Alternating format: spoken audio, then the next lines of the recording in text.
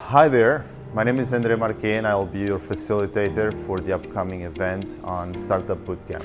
So your idea has been selected? Well, congratulations. On Wednesday, you'll have 1 minute, 120 words to convince other participants to vote for you. So how can you pitch? My suggestion is that you start by telling your name and what you do, and then explain the problem. Focus on the pain of your customer and tell who that customer is. Explain your solution and why it's going to work. Who are you looking for in your team? It's also very important. Are you looking for a designer? Are you looking for someone with the marketing skills, or maybe a developer? Give your project a name that people will remember easily.